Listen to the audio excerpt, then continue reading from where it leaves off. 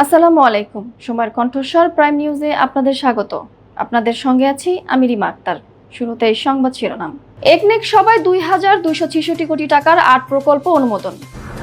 ৮,৩৯,৫০৫ কোটি টাকার ছায়া বাজেট দিয়েছে জামায়াত ইসলামী। ভুয়া পরিচয়ে এনআইডি পাসপোর্ট করতে এসে নেত্রকোনায় রোহিঙ্গা যুবক আটক। ইরান ইসরায়েল এক সপ্তাহ যুদ্ধবিরতিতে সম্মত, হামলা করলে ইসরায়েলকে একা লড়তে হবে বললেন ট্রাম্প। এবং বিশ্বকাপের শেষ প্রস্তুতি ম্যাচে পেরুকে হারালো স্পেন।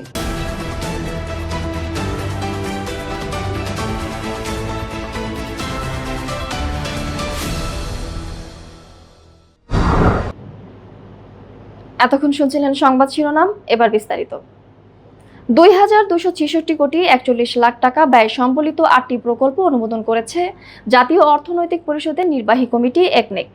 এর মধ্যে সরকারের নিজস্ব অর্থায়ন ২,২২৯ কোটি ১৩ লাখ টাকা এবং সংস্থার নিজস্ব অর্থায়ন ৩৭ কোটি ২৮ লাখ টাকা। দুপুরে প্রধানমন্ত্রী এবং একনেক চেয়ারপারসন তারেক রহমানের সভাপতিত্বে সচিবালয়ের মন্ত্রিপরিষদ বিভাগের জনপ্রশাসন সভাকক্ষে অনুষ্ঠিত একনেক সভায় এসব প্রকল্প অনুমোদন দেওয়া হয়। অনুমোদিত প্রকল্পগুলোর মধ্যে রয়েছে ৩টি নতুন প্রকল্প, ৩টি সংশোধিত প্রকল্প এবং ২টি মেয়াদ বৃদ্ধি পাওয়া প্রকল্প।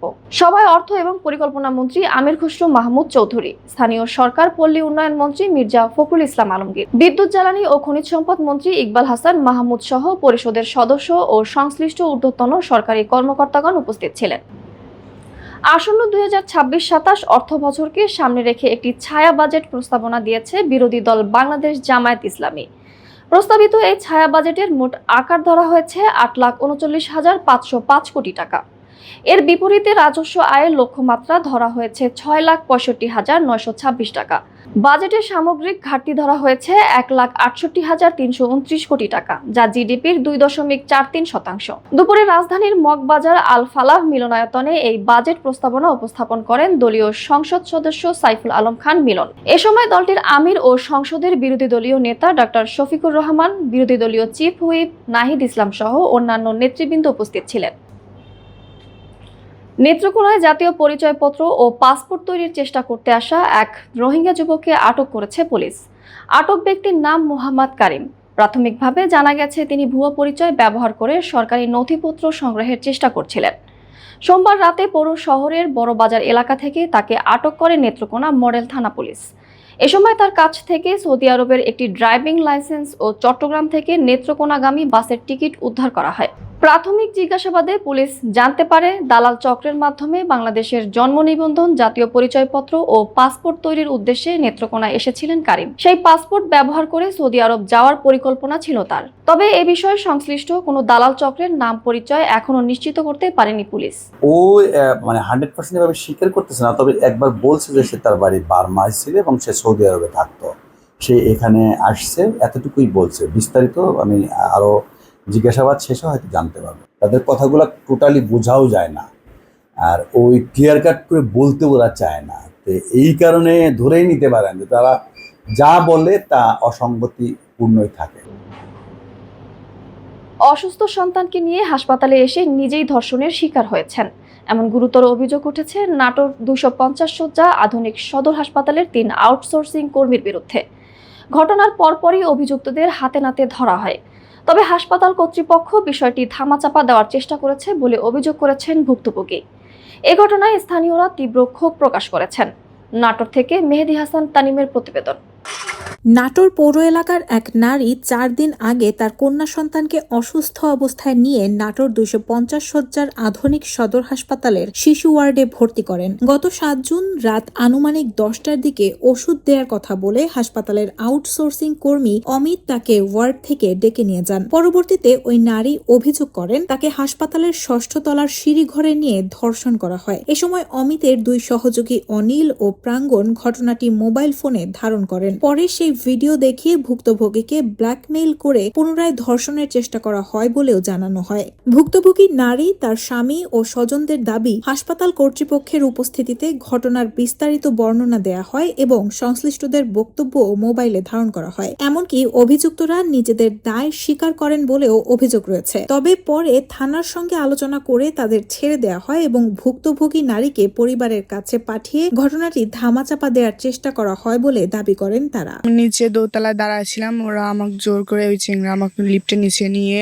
6 তলায় নিয়ে গেছিল। নিয়ে যায় ও আমার সাথে খারাপ ব্যবহার করার চেষ্টা করছিল। পরে ওই 2 চিংড়া গেছে, যায় ভিডিও করছে ওইসব করার পরে ওই 2 চিংড়া আমাকে হচ্ছে যে মানে হুমকি দিছে যে ওর সাথে যদি আমি বাজে ব্যবহার না করি তাহলে পরে ওরা সবাক দেখাবে ওই ছবি। ওসব মানে ওই ছবি দেখায় আমাকে ভয় দেখানির পরে মনে করেন না আমাকে নিয়ে যায় ওসব করছে জোর জবরদস্তি করে। যে আমার সাথে যারা এসব করছে আমি তার ন্যায্য বিচার চাই।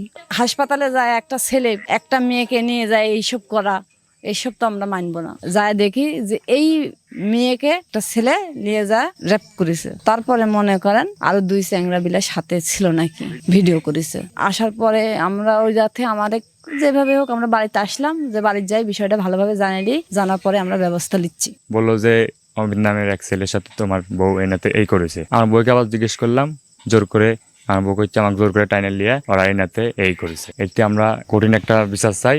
ঘটনার বিষয়ে দায়িত্বে থাকা আনসার সদস্যরাও বিভিন্ন তথ্য জানিয়েছেন। তবে অভিযুক্তরা পলাতক থাকায় এবং হাসপাতাল কর্তৃপক্ষ এ বিষয়ে প্রকাশ্যে মন্তব্য করতে রাজি হননি।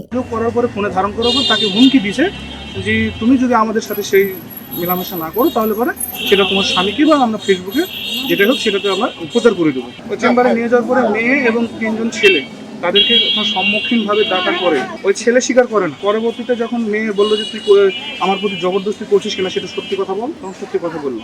বলার পরে বলছে যে আর 2 জন তোর সঙ্গে ছিল তারা ভিডিও করছে কিনা সেটা বল, তখন ওই ছেলেগুলো স্বীকার করলো যে হ্যাঁ আমরা ভিডিও করছি। তবে নাটোরের পুলিশ সুপার মোহাম্মদ শরীফুল হক জানিয়েছেন অভিযোগ পেলে আইন অনুযায়ী প্রয়োজনীয় ব্যবস্থা নেওয়া হবে। অফিসারও গিয়েছিল, কিন্তু ওখানে গিয়ে ভিকটিম পক্ষ যাকে যে কথা তো কথিত যে ভিকটিম পক্ষের কথা বলা হচ্ছে তাকেও পাওয়া যায়নি, তাদের পক্ষের কাউকে পাওয়া যায়নি। ওখানে হাসপাতাল কর্তৃপক্ষের সঙ্গে অফিসাররা কথা বলে চলে আসছে। তবে এই বিষয়ে অভিযোগ দিলে অভিযোগ অনুযায়ী আইনগত ব্যবস্থা গ্রহণ করা হবে।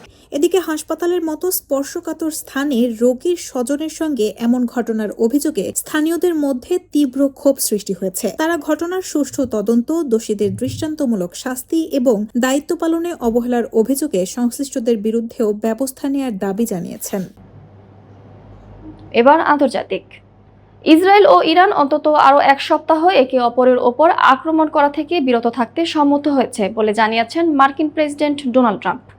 ইসরায়েলের প্রধানমন্ত্রী বেনিয়ামিন নেতানিয়াহুর সঙ্গে আলোচনার পর সাংবাদিকদের মুখোমুখি হয়ে এই তথ্য নিশ্চিত করেন ট্রাম্প। মার্কিন প্রেসিডেন্ট বলেন, প্রথমে ইসরায়েল আক্রান্ত হয়, এরপর তারা এর জবাব দেয় এবং এখন তারা এই সংঘাত সমাপ্ত ঘোষণা করেছে।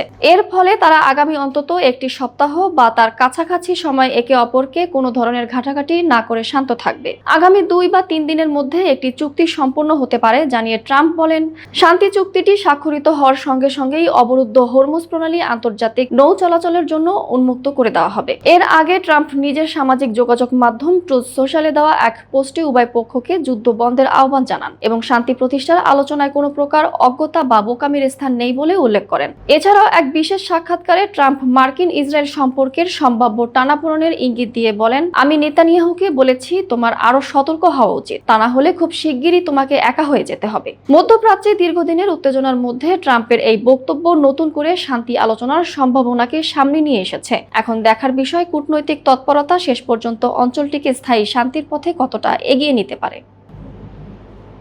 খেলার খবর, ফুটবল। বিশ্বকাপ মঞ্চে পা দেওয়ার আগে নিজেদের শেষ প্রস্তুতি ম্যাচে জয় তুলে নিয়েছে সাবেক বিশ্ব চ্যাম্পিয়ন স্পেন। এ ম্যাচে পেরুকে 3-1 গোলে হারিয়েছে তারা। বাংলাদেশ সময় আজ মঙ্গলবার সকালে ম্যাচটি অনুষ্ঠিত হয়। ম্যাচের শুরু থেকেই নিজেদের আধিপত্য জানান দেয় স্পেন।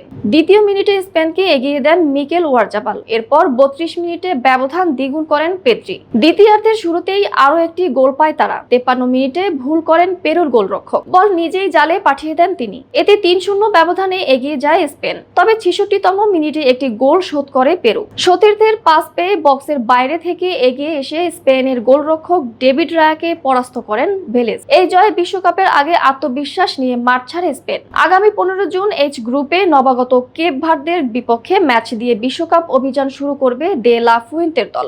একই গ্রুপে স্পেনের অন্য 2 প্রতিপক্ষ সৌদি আরব ও উরুগুয়ে। এই ছিল আজকের প্রাইম নিউজ। দেশ বিদেশের সর্বশেষ আপডেট পেতে চোখ রাখুন সময়ের কণ্ঠস্বরে।